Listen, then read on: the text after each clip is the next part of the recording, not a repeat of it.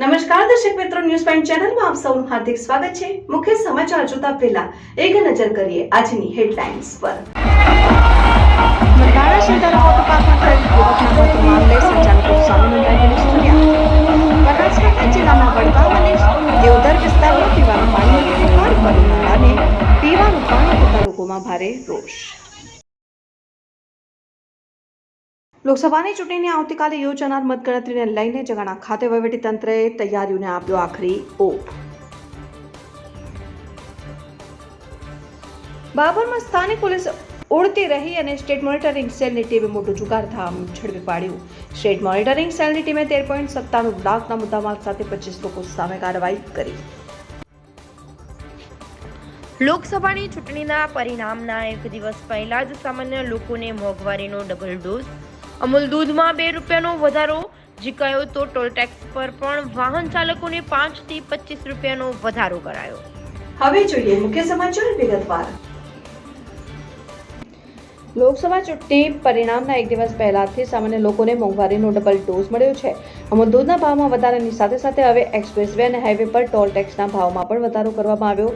Highway પર મુસાફરી કરતા વાહન ચાલકોના ખિસ્સા ખાલી થઈ જવાના છે। 2 જૂનથી મધ્યરાત્રિથી દેશના તમામ હાઈવે અને એક્સપ્રેસ વે પર ટોલ ટેક્સમાં વધારો કરવામાં આવ્યો।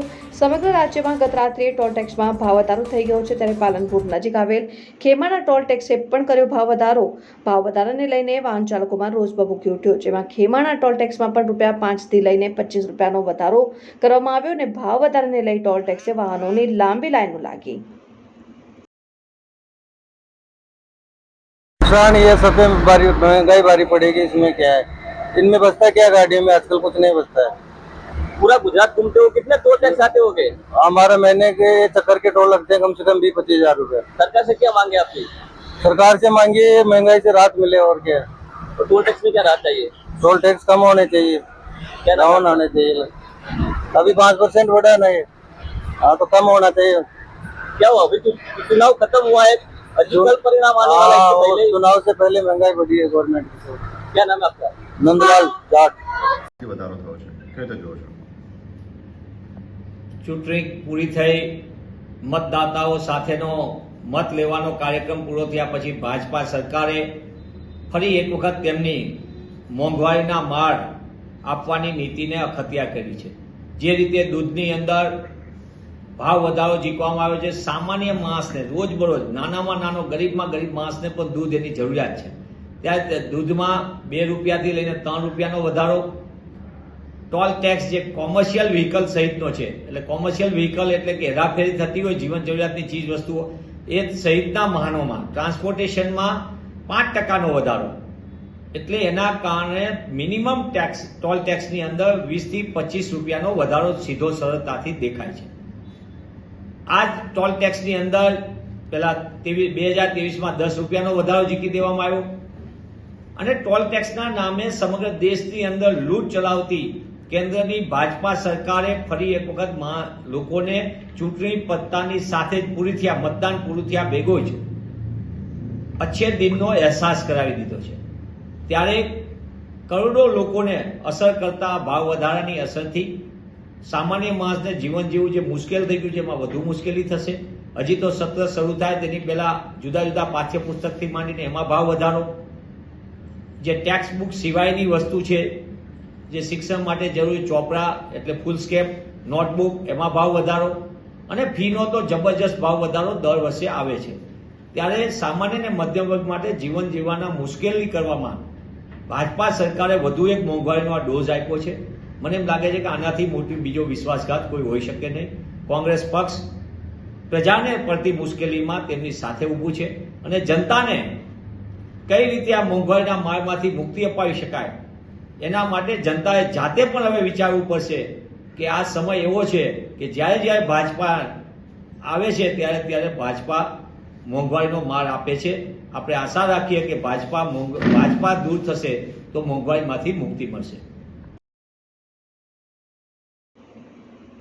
ભાભરમાં છેલ્લા કેટલાક સમયથી મોટું જુગારધામ ચાલતો હોવાની બાતમી સ્ટેટ મોનિટરિંગ સેલ ગાંધીનગર પોલીસને મળતા શનિવારે બપોરે બાતમી હકીકતને આધારે રેડ કરી હતી. ભાભર નવા વિસ્તારમાં લુધરિયાવાસ પાસે જુગારના અડ્ડા ઉપર રેડ કરી હતી અને ભાભરમાં ભૂપેન્દ્ર રાજુભાઈ વજીર રહેઠાણ થરાદ તાલુકો કાંકરેજ અને દુર્ગાસિંહ માધુભા વાઘેલા રહેઠાણ થરાદ તાલુકો કાંકરેજ જિલ્લો બનાસકાંઠા રાવના પોતાના અંગત ફાયદા માટે મળે ત્યાં માણસો રાખી એકબીજાની મદદથી ગંજીફાના પત્તા પાના વડે અંદર બહારનો જુગાર તથા આંખ ફરકનો વરલી મટકાનો જુગાર રમવા 30 માણસો ભેગા કરી જુગાર રમતા હોવાની પાકી બાતમીના આધારે સ્ટેટ મોનિટરિંગ સેલ ગાંધીનગર પોલીસે રેડ કરી હતી.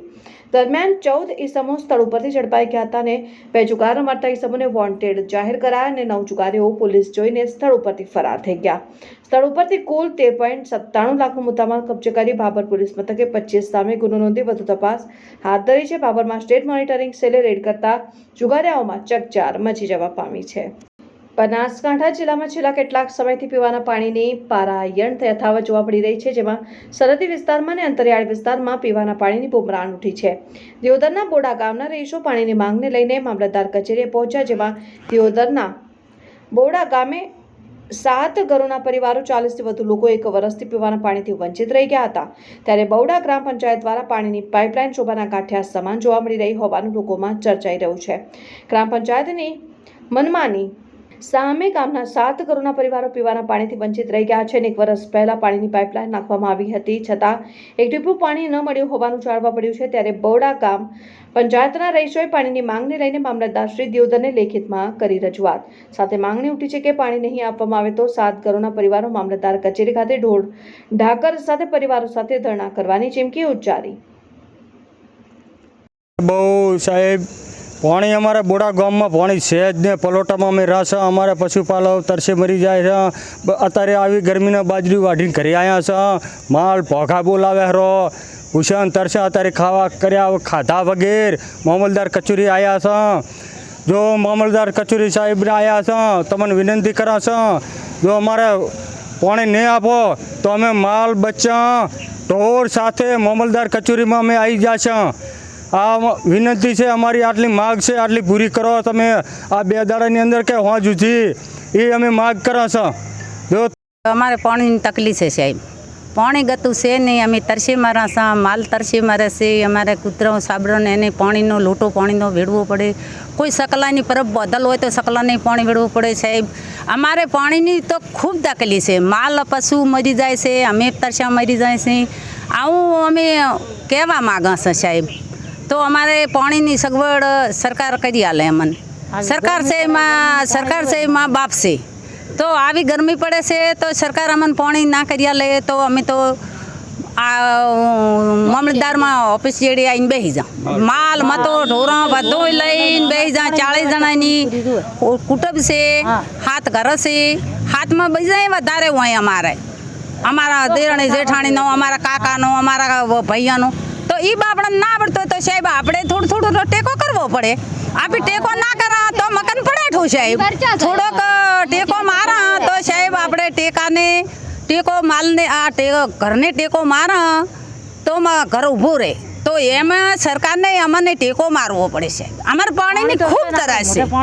હા, પાણીની ખૂબ તરાશ છે. પાણી ના અમે અહીં બેસી જશે. હા, તો અમે અહીં બેસી જશે. પાણીની માગણી છે.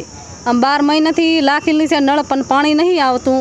તો પછી અમારે ક્યાં પાણી ભરવા જવું, શું પીવું, ક્યાં રહેવું. પછી પાણી વગર તો આવા ઉનાળા તાપનું નાવું કે ના નાવું કે પસદાડી નાવાનું કંઈ અમારે પાણી વગેરે. તો પછી તમે તમારા મનથી વિચાર કરો કે આપણે રોજ તો નાવા જોઈએ. તો અમારે પાણીના ફાંફા છે. પાણી ક્યાંથી ભરી લાવવું. પછી અમારા એમ કાંઈ મજૂરી કરવા જાઉં અમે તો અમે પાણી ભરા કે અમે મજૂરી કરવા જાઉં તો અમારે શું કરવાનું કહેડો. તો 12 મહિનાથી નળ લાશ્યા છે, પણ પાણી નહીં આવતું અમારે. એ ગામમાં પાણી આવે ખરી, એને બધાને ચકલા લાખેલા છે, એ ચકલા પાણી આવે, પણ અમારે ચકલા એ પાણી નહીં આવતું. પછી અમે તેમાં અમે અહીંયા કહેવા તમને અમે એમ કહે છે કે અમને પાણી લાવી આલો. અમારે પાણી જુએ બીચ. ભલે અમે ખાવાના હોય, અમે મજૂરી કરીને ખાશે, પણ અમારે પાણી જુએ. હા, પાણી ના લાવી આલે અમને તો અમે માલ ને છોકરા બધું લઈને અમે અહીંયા આવતા રહેશું તો પછી ચગણા ખાતે અગાઉ તારીખ 4 જૂનના રોજ મતગણતરી કરવા તંત્ર સજ્જ 23 રાઉન્ડમાં મતગણતરી થશે. બનાસકાંઠા લોકસભા બેઠકની ચૂંટણી સંપન્ન થયા બાદ હવે ચૂંટણી પરિણામને લઈ લોકો આતુર બન્યા છે, તો જિલ્લા વહીવટીતંત્ર પણ આગામી તારીખ 4 જૂનના રોજ મતગણતરીને લઈ તડામાર તૈયારીઓ કરવામાં આવી રહી છે. જોકે એક વિધાનસભા બ્લોકમાં 14 ટેબલ પર અધિકારીઓની ઉપસ્થિતિમાં અને સીસીટીવી કેમેરાની બાજ નજર હેઠળ મતગણતરી કરવામાં આવશે, જે પૂર્ણ થયા બાદ પરિણામ જાહેર કરવામાં આવશે. 7 વિધાનસભા મતવિસ્તાર ધરાવતી બનાસકાંઠા લોકસભા બેઠકની ચૂંટણી પૂર્ણ થયા બાદ ઈવીએમ મશીનોને જગાણા ખાતે આવેલ સરકારી ઇજનેરી કોલેજ ખાતે રાખવામાં આવેલ છે, જ્યાં આગામી તારીખ 4 જૂનના રોજ સઘન સુરક્ષા વ્યવસ્થા વચ્ચે મતગણતરી યોજવામાં આવનાર હોય. મતગણતરીને લઈ જિલ્લા પ્રશાસન દ્વારા તડામાર તૈયારીઓ કરવામાં આવી રહી છે અને 294 અધિકારીઓની સીધી દેખરેખ હેઠળ મતગણતરી કરવામાં આવશે અને મતગણતરી પ્રક્રિયામાં 10% સ્ટાફને રિઝર્વમાં રાખવામાં આવશે. મતગણતરીમાં મુકાયેલા સ્ટાફને મતગણતરી કેવી રીતે થાય અને શું તકેદારી રાખવી તે અંગે તાલીમ આપવામાં આવશે. બનાસકાંઠા લોકસભા બેઠકની ચૂંટણીની મતગણતરીમાં એક ટેબલ પર એક સુપરવાઇઝર કાઉન્સિલર, એક આસિસ્ટન્ટ કાઉન્સિલર અને એક માઇક્રો ઓબ્ઝર્વર મળી 7 વિધાનસભા બેઠકના 98 ટેબલ પર 294 અધિકારીની સીધી દેખરેખ હેઠળ મતગણતરી કરવામાં આવશે, જેમાં 10% સ્ટાફને રિઝર્વ રાખવામાં આવશે. રાજસ્થાનના પિંડવાડા ગામે ગાડી મૂકીને તેના સ્પેર પાર્ટ વેચતો બાવલચુડી ગામનો દિનેશ દુડાભાઈ ભગત જાતે વણકર ઉર્ફે માલિક નામનો શખ્સ રંગે હાથ ઝડપાયો. વડગામ તાલુકાના બાવલચુડી ગામે રહેતા જયેશભાઈ જયંતિભાઈ ચૌહાણ કે જેઓ સિક્યુરિટીમાં નોકરી કરી પોતાનું ગુજરાન ચલાવે છે, તેમની પાસે તેમની માલિકીની ઇકો ગાડી જેનો નંબર GJ18 BD 1925 જેનો તારીખ 6 મે 2024ના રોજ પોતાના ઘર પાસે રામાપીરના મંદિર પાસે રાત્રિના સમય પાર્ક કરી સૂઈ ગયા હોય, જ્યારે સવારે ઉઠતા આ જગ્યા ઉપર તેઓની ગાડી ન દેખાતા આજુબાજુ તપાસ કરી પૂછપરછ કરેલ હોય, પરંતુ ગાડી ન મળી આવતા બીજા દિવસે છાપી પોલીસ મથકે જઈ પોતાની ગાડી ચોરાયેલ હોય તેવી ફરિયાદ દાખલ કરેલ. પોલીસ દ્વારા ચોરીની ફરિયાદ લઈ ગાડી અને આરોપીની શોધખોળ કરવા માટેની કવાયત હાથ ધરાઈ, જેમાં બાવલચુડી ગામના જ દિનેશભાઈ દુડાભાઈ ભગત જાતે વણકર ઉર્ફે મલિક નામનો ઈસમ આ તમામ પ્રક્રિયાઓ સાથે હોય ગાડી ચોરી બાબતની તપાસ અર્થે, પરંતુ 22 દિવસ બાદ તેને ફોન કરી ફરિયાદીને જણાવેલ કે અમારી ગાડી રાજસ્થાનના પિંડવાડા મુકામે પડેલ છે અને ફરિયાદી દ્વારા પોલીસને જાણ કરેલ અને ઉલટ તપાસમાં જાણ કરનાર માલિકના કોલ ડિટેલ્સ નીકળતા સમગ્ર ઘટનાનો પર્દાફાશ થયો. ત્યારે છાપી મુકામે ઇકો ગાડીની વ્હીલ પ્લેટો વેચવા આવેલ માલિકને પોલીસે રંગે હાથે ઝડપી પાડ્યો અને ફરિયાદીના જણાવ્યા અનુસાર શુભચિંતક બનીને સાથે ફરતા આવા વિભીષણ દ્વારા તેમની પોતાના ગાડીમાં જ ચોરી કરેલી ઇકોનું રેડિએટરને લાઇટો લગાવી દીધેલ છે અને પોલીસને જાણ થતાં પિંડવાડા મુકામે જઈ પંચનામું કરી ગાડીનો કબજો લીધો હતો અને ગાડીનો અડધો સામાન મળી આવ્યો હોય, અડધો સામાન હજુ પણ ગાયબ હોય. ત્યારે બાવલચુડી મુકામના દિનેશભાઈ દુડાભાઈ ભગત જાતે વણકર ઉર્ફે મલિક નામના ઈસમને છાપી હાઈવે ઉપરથી અટકાયત કરીને સઘન તપાસ કરી જામીન પર છોડી મૂક્યો હતો, પરંતુ સૂત્રો પાસેથી મળતી માહિતી મુજબ ચોરીનો ગુનો કબૂલ કરવા છતાં માલિકને જામીન કેમ મળ્યા એ પ્રશ્ન છે. પોલીસ દ્વારા ફરિયાદમાં આરોપી તરીકે નામ દાખલ કરી દાખલારૂપ કાર્યવાહી કેમ ન કરાય તેવું લોકચર્ચાએ જોર પકડ્યું છે. શું માલિક દ્વારા બીજી કોઈ મોટી ચોરી થાય તેની વાટ જોઈ રહ્યા છે કે શું?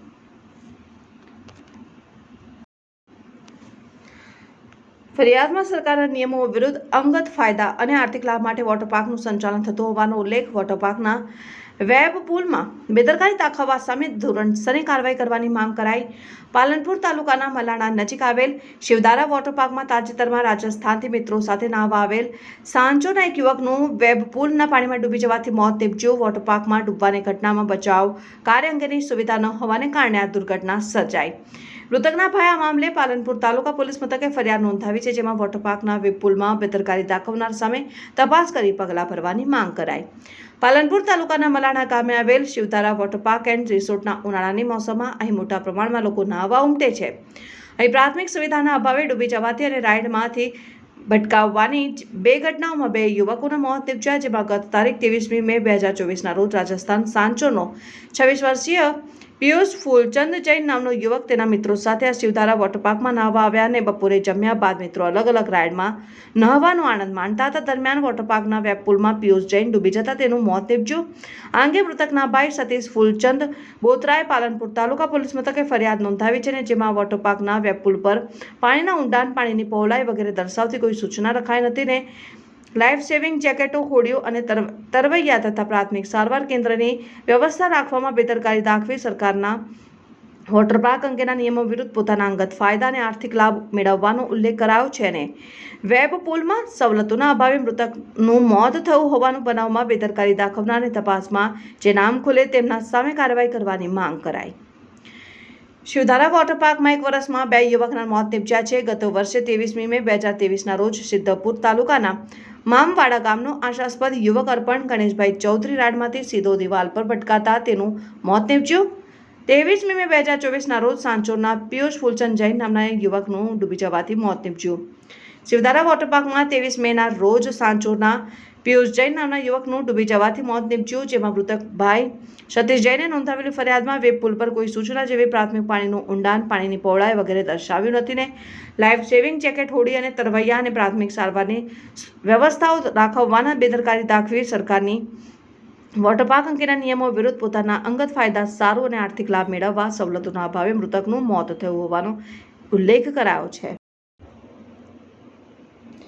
લોકસભા ચૂંટણી પરિણામના 1 દિવસ પહેલાથી સામાન્ય લોકોને મોંઘવારીનો ડબલ ડોઝ મળ્યો છે. અમુલ દૂધના ભાવમાં વધારાની સાથે સાથે હવે એક્સપ્રેસ વે અને હાઈવે પર ટોલ ટેક્સના ભાવમાં પણ વધારો કરવામાં આવ્યો. હાઈવે પર મુસાફરી કરતા વાહન ચાલકોના ખિસ્સા ખાલી થઈ જવાના છે. 2 જૂનથી મધ્યરાત્રિથી દેશના તમામ હાઈવે અને એક્સપ્રેસ વે પર ટોલ ટેક્સમાં વધારો કરવામાં આવ્યો. સમગ્ર રાજ્યમાં ગત રાત્રિએ ટોલ ટેક્સમાં ભાવ વધારો થઈ ગયો છે ત્યારે પાલનપુર નજીક આવેલ ખેમાના ટોલ ટેક્સે પણ કર્યો ભાવ વધારો.